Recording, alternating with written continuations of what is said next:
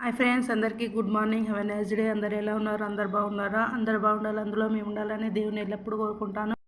అందరు టిఫిన్ చేశారా ఫ్రెండ్స్? నేను టిఫిన్ చేస్తున్నాను రాగి ఇడ్లీ రోజు, అలాగే శనగగూడాలు. ఫ్రెండ్స్, మీకు ఒక ముచ్చట లాస్ట్ వరకు వినండి. ఒక జోక్ ఉంటుంది. మొన్న సండే రోజు బట్టలు విండి మీద టెర్రస్ మీద ఆరేద్దామని వెళ్ళిన ఒక ఫ్యామిలీ ఉంది. ఆ ఫ్యామిలీ ఒక ఆమె మంచిగా మాట్లాడుతుంది. నేను ఎప్పుడు టెర్రస్ మీకు వెళ్ళినా బయటకు వచ్చి మాట్లాడేది. కానీ ఆ రోజు బయటికి ఇట్లా వచ్చింది, అట్లా మెరుపు తీగ లెక్క వచ్చింది, పోయింది. నన్ను చూసి నేను బట్టల సాటుకు నుండి అయితే కనిపెట్టిన. ఎందుకు అబ్బా ఇట్లా వెళ్ళింది, రాగానే మందలిచ్చి మాట్లాడేది కదా అని నేను నా మనసులో నేనే పెట్టుకొని అలాగే ఉన్నా.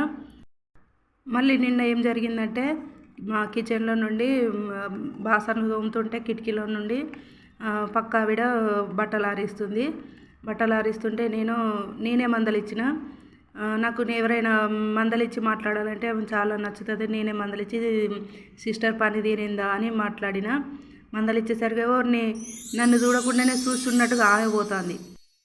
ఎందుకు ఇట్లున్నారు మనుషులు? మొన్ననేమో నేను మందలే ముందుకి ఆమె నన్ను చూసి వెళ్ళిపోయింది. ఈరోజేమో నేను మందలిస్తే మందలియకుండానే మళ్ళీ వెళ్ళిపోతుందని నా మనసులో నేనే పెట్టుకున్నా.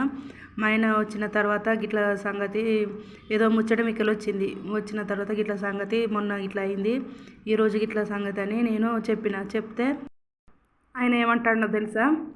నిన్ను చూసి వాళ్ళు భయపడ్డట్టున్నారు అని అంటాడు. ఫ్రెండ్స్, నన్ను చూసి వాళ్ళు ఎందుకు భయపడతారు? నేను మనిషినే, వాళ్ళు మనుషులే. మాట్లాడుకుంటే ఓయమ్మంటే ఓయమ్మ. వాళ్ళ సొమ్ము ఏం నేను తింటలేను, నా సొమ్ము వాళ్ళు ఏం తింటలేరు. పక్కకు మాట్లాడుకుంటే అదో తృప్తి ఉంటుంది. ఇట్లనైతే నేను ఎప్పుడు ఎక్కడ చూడలేదు ఫ్రెండ్స్. పల్లెటూర్లలో చాలా రోజులు ఉన్నా కానీ పల్లెటూర్లలో అయితే ఓయమ్మ అంటే ఓయమ్మ అంతే. మాట్లాడుకుని పక్కకుండి ఒకరోజు మాట్లాడుకోకపోయినా అదోలా అనిపించేది. అందరితో మంచిగా ఉండాలని నాకుంటుంది, కానీ వాళ్ళకు లేనప్పుడు నేనేం చేస్తాను ఫ్రెండ్స్?